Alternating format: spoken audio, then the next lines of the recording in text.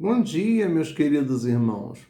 Nós estamos aqui mais uma vez, para poder fazer os nossos estudos da Escola Bíblica Discipuladora.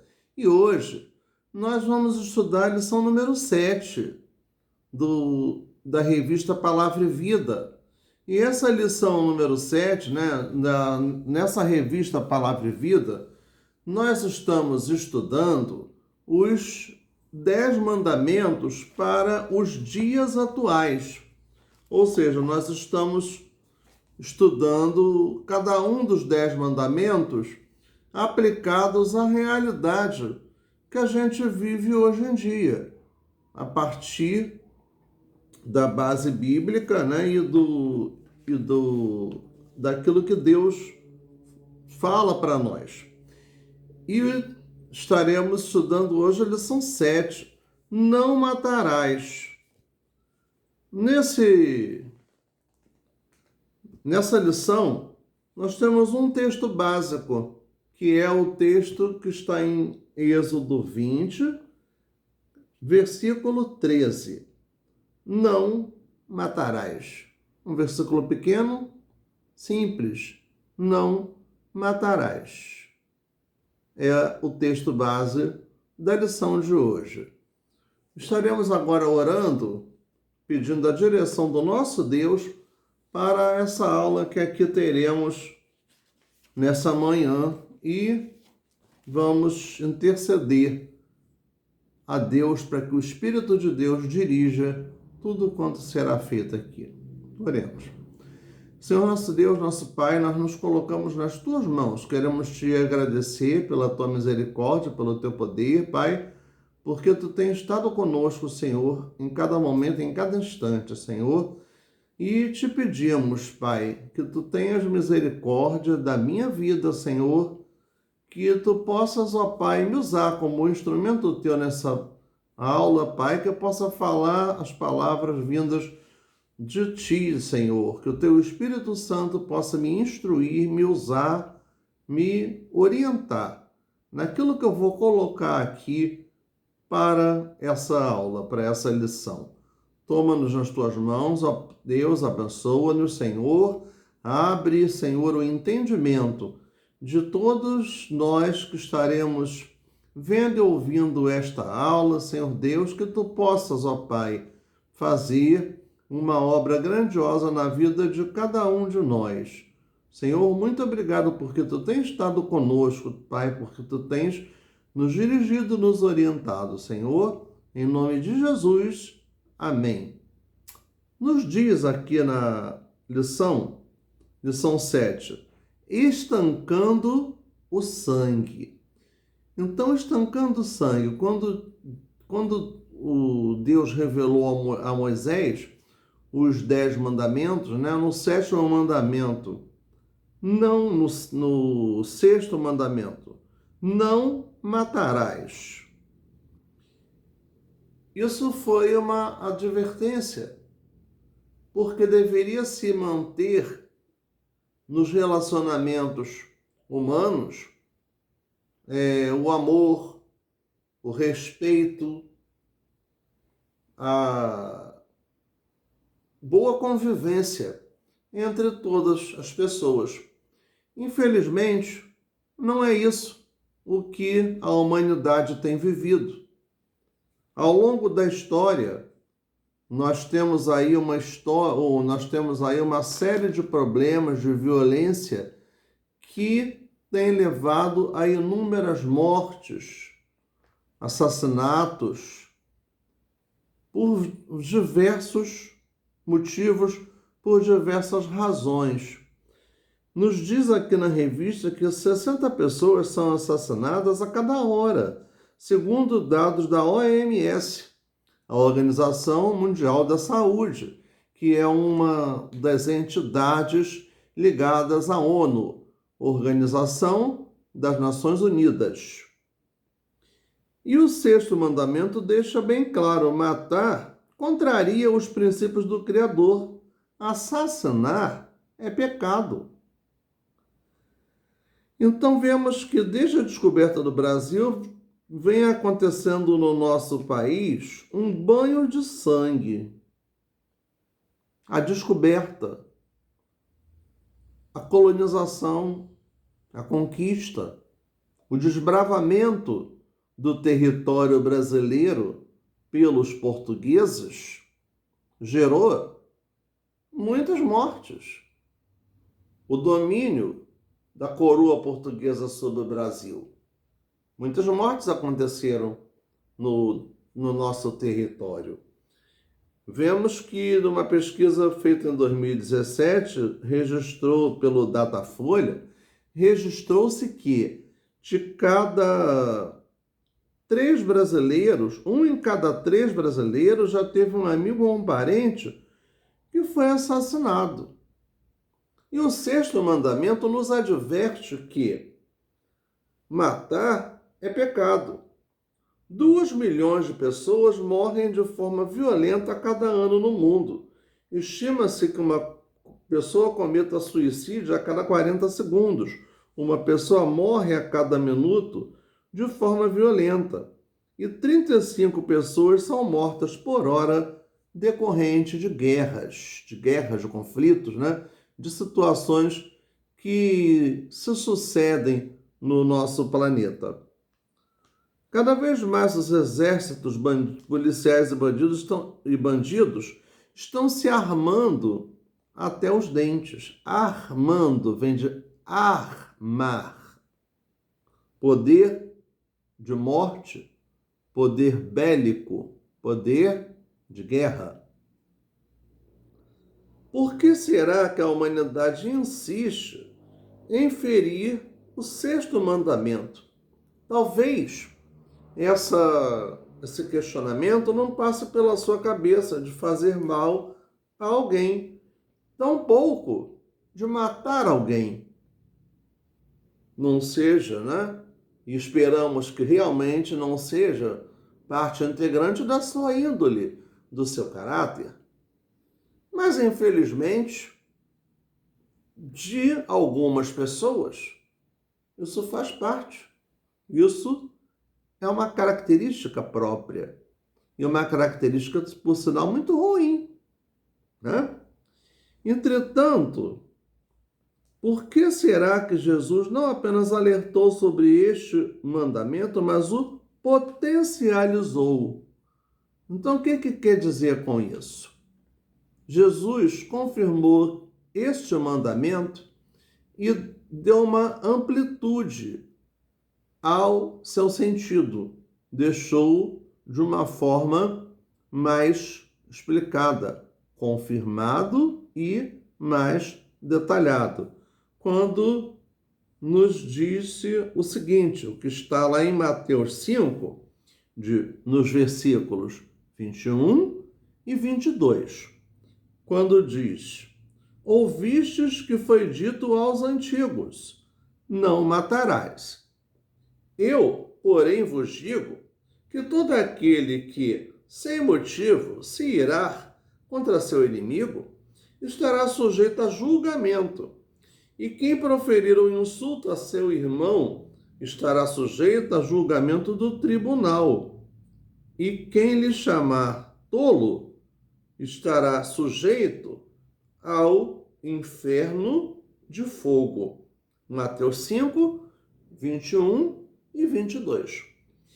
Proferir um insulto, odiar ou cuspir é tão letal quanto o efeito de matar. No coração de Deus, no interior do Senhor, não cabe o ódio. Ou seja, o ódio não faz parte de Deus, do caráter de Deus, das características de Deus. Ódio não vem de Deus. Deixa-se bem claro esse fato quando a gente lê esse trecho do capítulo 5 do Evangelho segundo Mateus. O que Jesus quer nos dizer? Mais um questionamento. Então vamos esclarecer isso. Por qual motivo o Senhor nos faz entender o real motivo do sexto mandamento. Jesus sabe que dentro de nós habita a velha criatura. Habita a velha criatura, ou seja, aquela natureza pecaminosa que nós temos na nossa mente, que nós temos na nossa vida, aquele lado ruim que todos nós temos. Então, a partir daí, nós temos dentro de nós uma fera indomável. Agora, o que nós vamos escolher? Alimentar esta fera indomável? Mantê-la? Ou domá-la? E como domar esta fera indomável que existe dentro de nós? Buscando a orientação e a direção de Deus. Então diz aqui, se não alimentarmos, ela tende a enfraquecer de inanição. Contudo, uma arma na cintura pode levar um ser desequilibrado ao ápice da violência.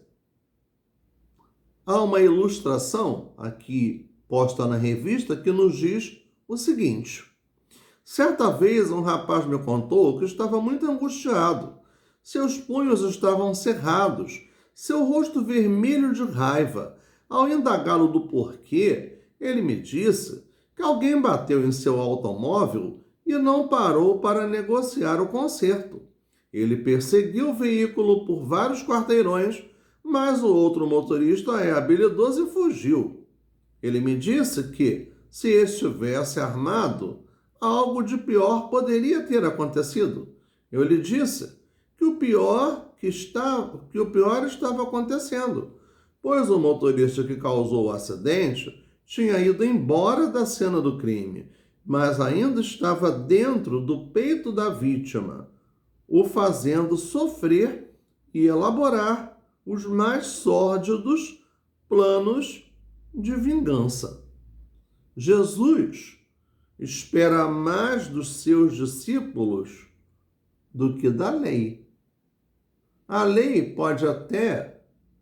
nos dá direitos. Sim, eu digo a lei feita pelo homem, as leis do país, nos dão direitos, mas também nos cobram os deveres. E isso é uma coisa que as pessoas esquecem, ou por opcionalmente, ou por desconhecimento. Direitos têm que estar equilibrados com deveres. A própria Bíblia nos mostra isso o tempo inteiro.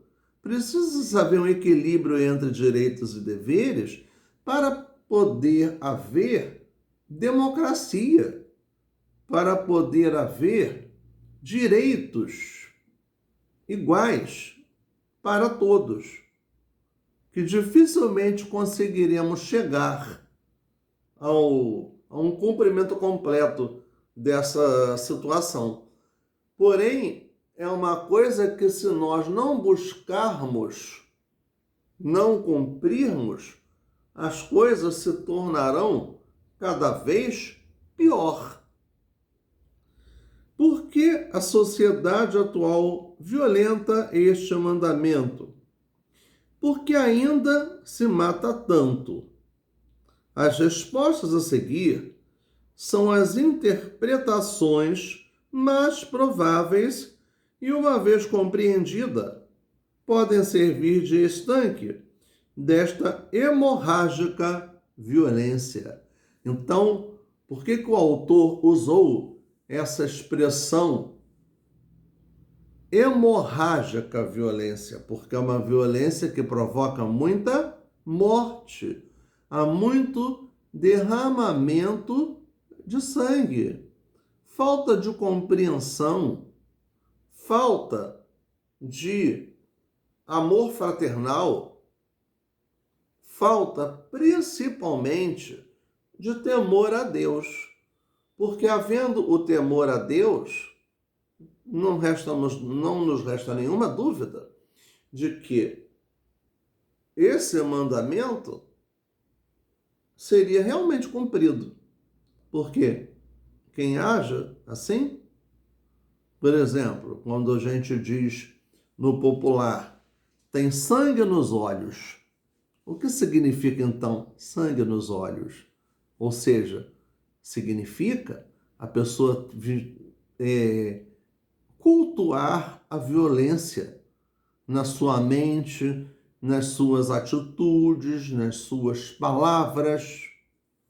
E isso é um fato extremamente ruim e extremamente perturbador da ordem social e das regras da boa convivência humana.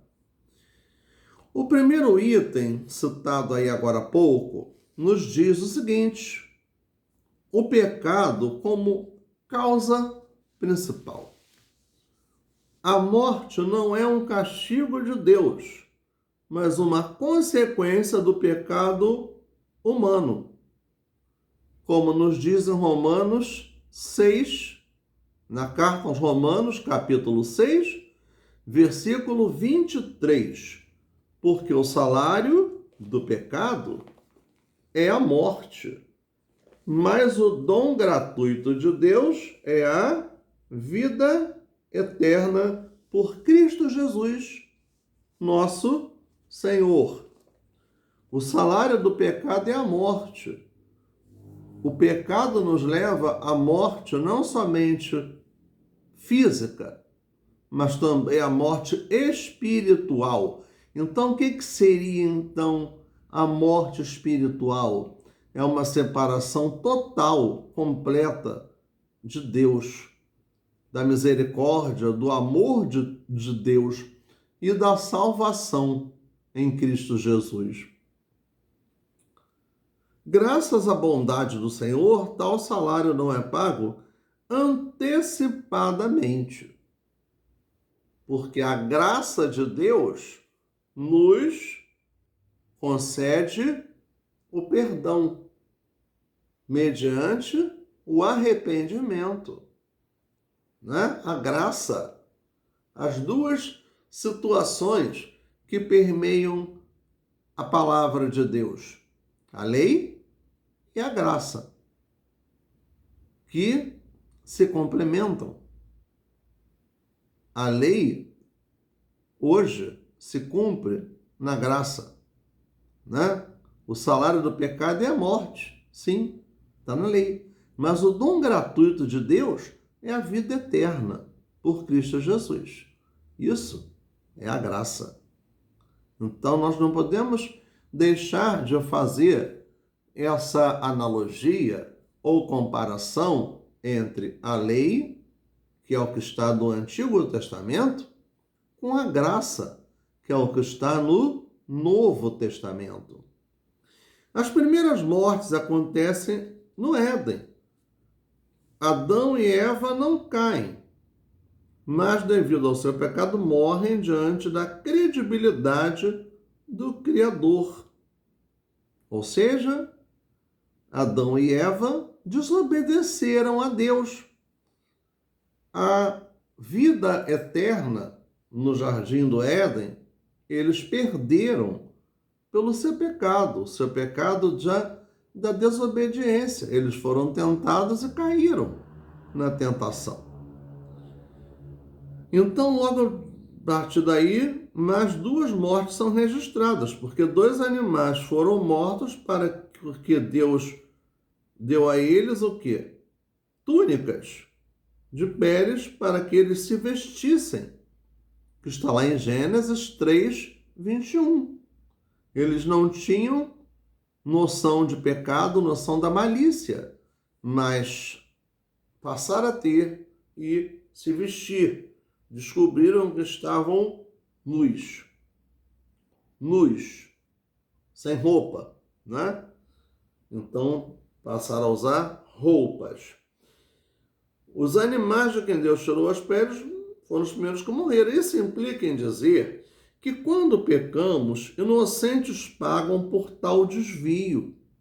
Também fica claro que sem derramamento de sangue não há remissão de pecados. Hebreus 9, 22. A morte pôs fim ao pecado. A morte encerra a possibilidade de pecar. Se Adão e Eva permanecessem no Éden, comeriam do fruto da árvore da vida e seriam pecadores eternos. Então, daí vemos o estrago que aconteceria se eles tivessem comido do fruto da árvore da vida, tendo cometido o pecado. Do lado de fora do Éden e longe do fruto da árvore que lhes daria a vida, teriam a oportunidade de se salvar arrependendo-se. Em permanecendo no Éden, Adão e Eva manchariam a glória de Deus. Então, se Deus permitiu que a morte física viesse a partir da desobediência, do pecado, da desobediência deles a Deus, seria um caos. Não teríamos a oportunidade da salvação, da redenção, da misericórdia se cumprindo. Todo pecador terá que morrer, seja de forma natural, ou por doenças, ou até por suicídio. O pecado condenou a humanidade à morte. Todavia, isso está em Gênesis 9, 6. Todavia, nunca podemos esquecer que o dom da vida e a sentença da morte pertencem a Deus. Quando nos diz aí, quando Caim assassina o seu irmão, que está lá em Gênesis 4, de 8 a 16, e se arrepende, percebendo a gravidade do seu ato, Deus o livra da morte. Ninguém tem o direito de matar. Mas por que Deus o livra da morte? Porque ele era perseguido, porque ele era alvo de ódio de quem estava próximo dele. Várias pessoas quiseram matar Caim. Só que Deus fez uma promessa que maldito seria quem fizesse isso. Deus, na verdade, teve a misericórdia de Caim, permitindo que ele se arrependesse, que ele mudasse de atitude, que ele confessasse o seu pecado a Deus, à medida de que arrependeu-se. No item 2, é necessário diferenciar matar de assassinar.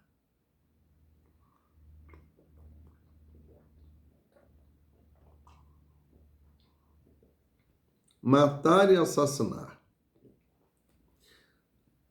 Lá em Mateus 26, 52, nos diz o seguinte: quem derramar o sangue do homem pelo homem, o seu sangue será derramado. Porque Deus fez o homem conforme a sua imagem. Gênesis 9, 6. E Jesus alertou a Pedro: embainha a tua espada, porque todos os que lançarem mão da espada, a espada morrerão. Davi matou Golias, a ameaça viva do seu povo. Derramar o sangue do homem pelo homem é assassinato. Se Pedro não tivesse guardado a sua espada, ele teria cometido um assassinato de um soldado romano. Mas ele foi alertado, ele foi corrigido por Jesus. A palavra usada no 6º mandamento em Êxodo 20, 13 e em Deuteronômio 5, 17, é uma palavra hebraica hatsash. Hatsash que significa assassinar. Assassinar, né? Um assassinato premeditado, violento de um inimigo pessoal. Assassinar é matar premeditadamente. Matar porque quis matar, por opção. Pode até ter havido um motivo, uma razão para a pessoa querer se justificar. Mas isso, para Deus, não se justifica. Então, se pudéssemos traduzir literalmente o sexto mandamento, diríamos que está escrito assim, para melhor entendimento: não assassinarás premeditadamente. Está escrito: não matarás. A palavra direta, né? E aqui, interpretando isso ao pé da letra, a partir da origem da expressão original, que foi escrito em hebraico, não assassinarás premeditadamente. Assassinar, matar, são coisas que não são aprovadas por Deus. E vimos agora há pouco que Jesus ampliou, deu uma maior amplitude a esse mandamento, né? Há profissionais, do verbo haver, existem profissionais que dialogam com a morte em suas rotinas de trabalho. Por exemplo, um bombeiro que se lança em um prédio em chamas na tentativa de salvar alguém, mas acaba morrendo nesse salvamento. Esse bombeiro não tirou a sua vida, isto é, ele não cometeu um suicídio, mas ele morreu em função das particularidades, das características do seu trabalho, que há um risco eminente de perder a vida, acontecendo alguma situação que o leve a isso, já que ele está ali salvando, né, a vida dos outros e, em alguns casos, não consegue salvar a sua. Da mesma forma, um policial militar ou civil, quando arrisca a sua vida perseguindo meliantes, quase sempre, né? Se porventura ele falecer em combate, o policial não premeditou sua morte. Ele morreu em confronto. Morreu no exercício da sua profissão, do seu ofício. Se algum policial desferir tiros contra um bandido com ódio ou por vingança, na verdade ele está cometendo pecado e ferindo o sexto mandamento. Está matando por opção. Porque qual é a orientação? É de não matar. Em muitos casos, imobilizar. Se tiver que atirar, que não atire de forma letal, que cause a morte, né? Mas também, por outro lado, quando há o contra-ataque da bandidagem, a gente sabe que o objetivo é matar. Já que ali, nós vemos que aquilo ali configura um cenário de guerra, no que a gente tem hoje em dia no nosso país, né? E isso, infelizmente, tem se alastrado de uma forma muito grande. Vários servos de Cristo e missionários do reino de Deus deram suas vidas na luta para anunciar as boas novas do Evangelho de Jesus Cristo. mesmo sabendo de riscos de morte, ainda assim dedicaram as suas vidas. Está lá em Romanos 8:36. Então vamos ver lá, Romanos 8:36.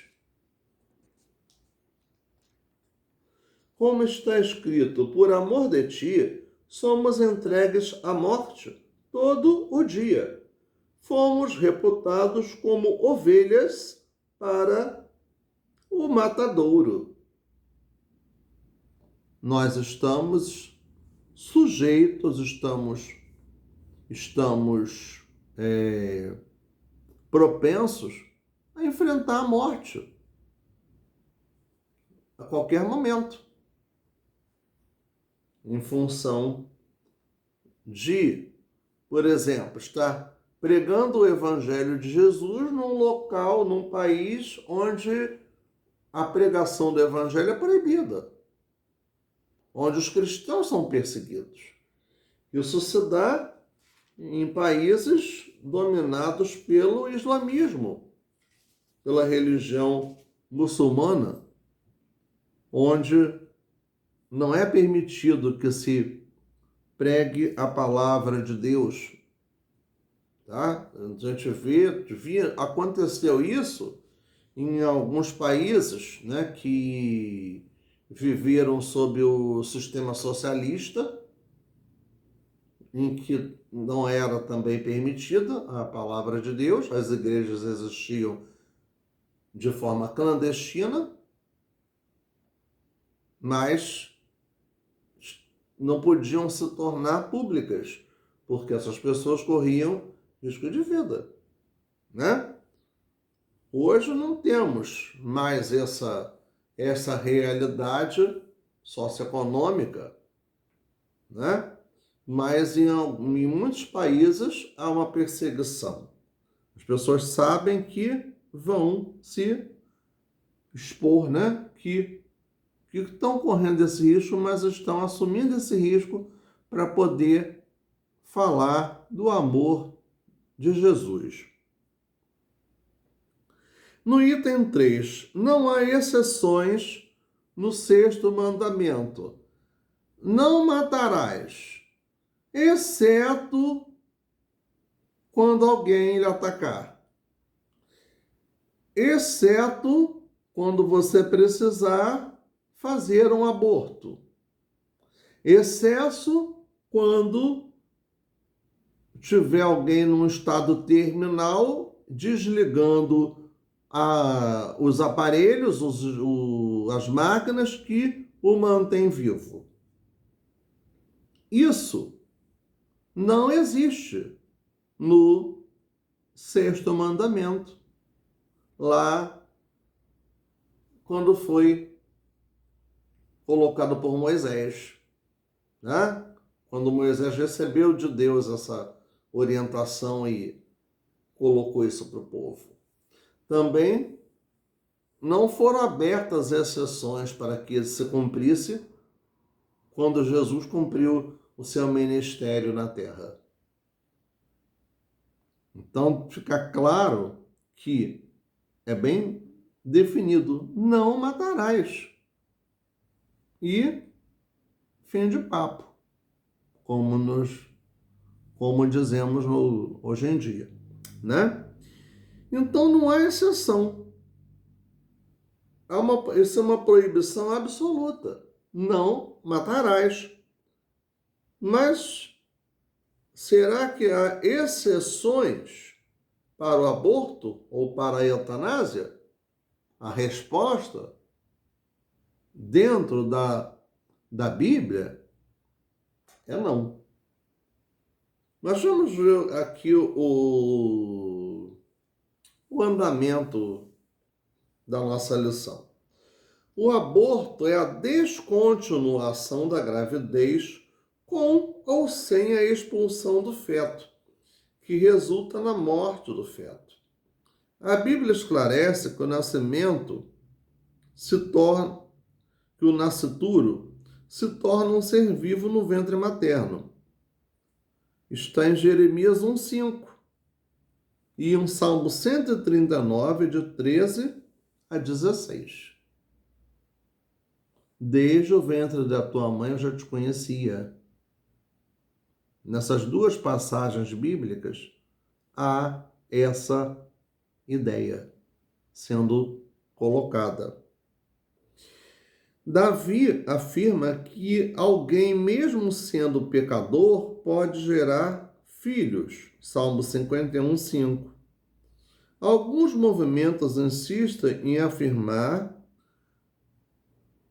que no sexto mandamento há exceções para o aborto, pois a mulher tem direito sobre o seu próprio corpo. É uma das situações.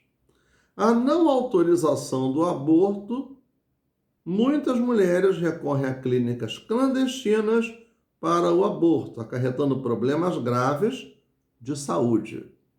O outro ponto. As mães pobres são forçadas a dar à luz aos seus filhos. Vamos lembrar que o aborto não tem aprovação bíblica. Isso é um fato.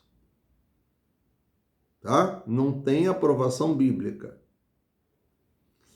Mas, dentro das leis de cada país, há variações. Em alguns, há uma liberação bem grande para que se pratique o aborto, e outros, há uma liberação restrita. No Brasil, há os casos previstos em lei em que o aborto se torna permitido, em que ele não é um crime, se a mulher tiver sido estuprada e essa gravidez tenha se originado a partir de um estupro, ou seja, uma relação sexual forçada por alguém que gerou um feto, um filho que aquela mulher não planejou e não quer ter. Seria o resultado de uma violência que ela tenha sofrido. Há os casos de morte fetal, em que tem que ser feita a retirada daquele feto para que a vida da mulher seja preservada. Há os casos também de situações de doenças infecto-contagiosas que poderão trazer problemas muito sérios e que acabarão levando aquela criança a nascer morta ou até a vir com problemas muito sérios. Então, há esses casos, sim, previstos na lei brasileira. O aborto aberto, liberado, puro e simples, não é permitido. Tá? E, claro, as clínicas clandestinas existem e como existem. E continuarão existindo. Porque, em muitos casos, aí se torna uma opção em função de um não cuidado prévio com a saúde, com a própria realidade sua de não ter um planejamento, né? Há os casos em que as pessoas não têm o respaldo da lei porque aquilo veio a partir de opções de vida que fizeram. Nos diz aí, o nascituro não é uma extensão do seu corpo, mas um ser vivo que nele habita. Um erro não justifica o outro. Clínicas clandestinas são casos de polícia. E uma outra situação que seria uma resposta também a esses três questionamentos. Existem métodos contraceptivos e campanhas do Ministério da Saúde que doam anticoncepcionais e alertam contra a má utilização desses métodos. Métodos contraceptivos, o uso das pílulas anticoncepcionais, o uso da pílula do dia seguinte, o uso dos preservativos masculinos, que já são mais antigos, e também os femininos, para que não aconteça a gravidez indesejada. Realizar um aborto ou alguém ajudar a realizá-lo é um homicídio. Da mesma forma, também para a eutanásia, quando se retira da vida de alguém em estado terminal, beirando a morte, ou que esteja sujeito a dores e intoleráveis sofrimentos físicos, quando se desliga aparelhos, quando se deixa de aplicar medicamentos que vão manter a pessoa viva. Porque num determinado momento a pessoa realmente vai morrer. Mas esse momento, quem define, quem determina, é Deus. Não pode ser um homem. Isso é um papel que pertence a Deus. Nos diz aí, não matarás o inocente e o justo, porque não justificarei o ímpio. Êxodo 23, 7. A vida pertence a Deus. Ele é o doador da vida. Tirar a vida de alguém através de assassinato é usurpar a autoridade do Criador. Nossa função como imagem e semelhança de Deus não é assassinar, mas ajudar as pessoas a viver. Viver. Como dizia lá nos anos 80, o poeta popular Gonzaguinha, viver e não ter a vergonha de ser feliz, cantar a beleza de ser um eterno aprendiz. Eu sei que a vida devia ser bem melhor e será, mas isso não impede que eu repita. É bonita e é bonita. E num outro verso também dessa letra, nos diz: por mais que esteja errada, ninguém quer a morte, só saúde e sorte. E a pergunta roda e a cabeça agita. Eu fico com a pureza da resposta das crianças. É a vida, é bonita e é bonita. Então esses versos do poeta Gonzaguinha têm um significado muito grande, são uma exaltação à vida. Né? Quem é que quer morrer? Quem é que quer estar terminando a sua vida antes da hora, antes do prazo que Deus definiu e que não revelou a ninguém? Porque os nossos dias são definidos, são determinados por Deus. Isso é um fato. Ninguém sabe o dia, a hora que vai morrer. Imaginemos se soubéssemos como seria difícil, que situação de ansiedade se passaria na cabeça das pessoas, de se preparar para tal, de fazer acontecer. Mas há mistérios que Deus não revela. E esse é um dos mistérios que Deus não revela para ninguém. Aqui no item para pensar e agir, né, que é a conclusão da lição, pergunta: você seria capaz de matar alguém para defender a sua família? Acredito que muitos diriam sim, dependendo do momento, da circunstância, da situação. Porém, nós temos que ter em mente que nós não podemos deixar o nosso velho homem, a nossa natureza violenta, pecaminosa, nos dominar, né? Deixar que o Espírito de Deus tome a frente. E se o Espírito de Deus tomar a frente, nós não faríamos essa coisa. É muito difícil. É muito difícil a gente pensar, eu não agiria assim. Né? Porque a gente não sabe o momento, até que ponto nós teríamos um controle para não agir de forma errada. Muitos nessa sociedade defendem que bandido bom é bandido morto. Você também pensa assim. Por exemplo, naquele sequestro onde o jovem sequestrou o ônibus com passageiros, lá do ônibus 174, lá em 2001, há 20 anos atrás, aquele rapaz acabou morrendo. Ele levou um tiro de um atirador de elite.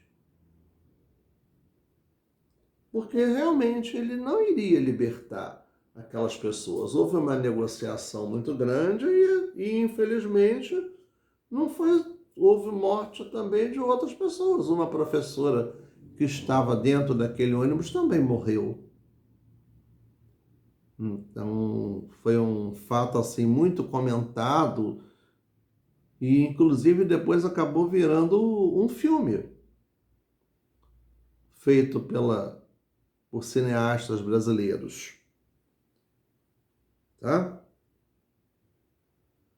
Então vamos ver o seguinte: como estancar esse banho de sangue oriundo do caos social? Criando mais leis? Ou anunciar a paz que excede todo entendimento humano? Filipenses 4:7. É uma questão polêmica, muito polêmica, porque há a falta de Deus. A principal razão de tanta violência é a falta de Deus, principalmente do temor a Deus. Porque, na verdade, a violência se torna uma consequência dessa falta de temor a Deus. Das pessoas fazer aquilo que elas pensam, que elas querem, que elas bem entendem, sem ter um limite, sem ter um controle. E isso vem levar também a inúmeras desigualdades sociais e econômicas, a enorme corrupção que existe e sempre existiu no nosso país, a enorme desigualdade social vivida no Brasil. Nós comemoramos nesta semana os 133 anos da libertação da escravidão, no dia 13 de maio. Aí questionamos, será que acabou realmente a escravidão no Brasil? Ou será que ela ganhou novos aspectos, novas roupagens e continua existindo de outras formas? É uma situação a questionar, né? Por que a violência é tão grande sobre as camadas mais pobres da população? Né? Então, são situações que já vão entrar no âmbito sociológico, no âmbito político, no âmbito econômico, mas a principal razão de tudo isso é o quê?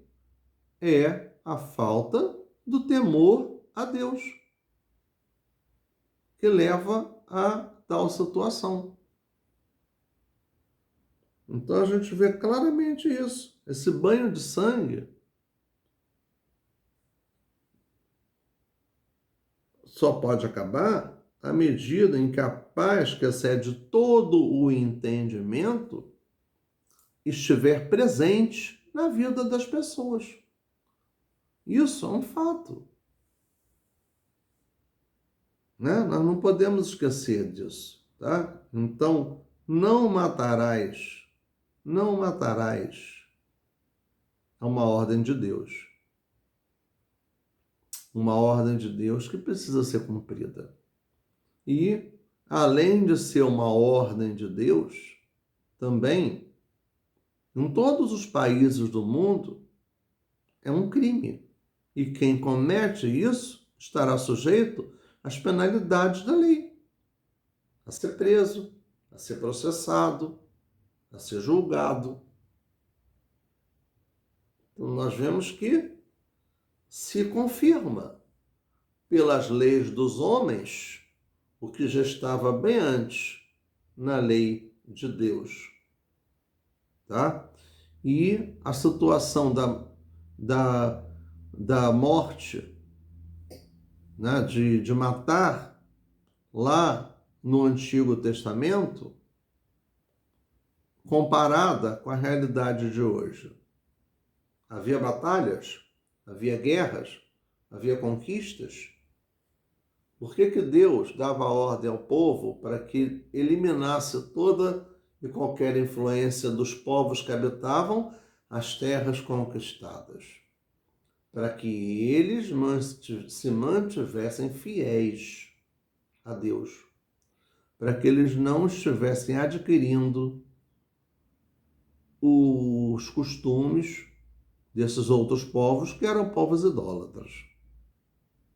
Então, lá no Antigo Testamento, isso se cumpriu por uma razão específica, que não se aplica hoje, que não é a realidade de hoje. Nós temos, então, que ter isso em mente para poder contextualizar as situações e não achar que coisas que no passado foram aprovadas, foram permitidas, que hoje continuarão sendo. A palavra não muda. Sim, a palavra de Deus ela é única, mas os contextos sociais mudam. E, lembrando, nós hoje vivemos na graça de Deus. Então, aqueles contrastes entre a lei e a graça se fazem presentes aí. E precisamos ter discernimento, entender claramente o que foi a lei, o que é a graça, o que a graça manteve, o que foi abolido, o que não foi. E somente estudando a palavra de Deus, de uma forma clara e objetiva, é que a gente poderá ter essa noção. E principalmente permitindo que Deus, que o Espírito de Deus, nos dê a devida orientação, o discernimento e a sabedoria para poder entender a sua palavra. Então, irmãos, eu quero estar agradecendo a vocês pela atenção. E eu tinha falado na semana passada, né, que já estava agradecendo a Deus porque eu estaria completando mais um ano de vida. E realmente, ontem eu completei mais um ano de vida. Eu completei 59 anos de vida, foi meu aniversário de nascimento. Eu já tinha completado no mês de abril, no dia 20, o aniversário de conversão, 35 anos de conversão. E nesse sábado, dia 15, no dia 14, o meu aniversário de nascimento. E no dia 15, o meu aniversário de casamento, né? Por que está aqui com a foto do meu casamento aqui próxima? Para poder estar dentro desse contexto, né? De agradecendo a Deus pelo meu aniversário de casamento com a Dilsa. Nós completamos agora, dia 15 de maio, 22 anos de casamento, né? Então, temos muitas razões para agradecer a Deus por tantas coisas que o Senhor tem feito por nós. Grandes coisas fez o Senhor por nós e por isso estamos alegres. Como é bom a gente poder dizer isso, né? Poder recitar o Salmo 126, versículo 3. Grandes coisas fez o Senhor por nós. E por isso estamos alegres, mesmo diante da pandemia, de tanta morte, de tanta violência.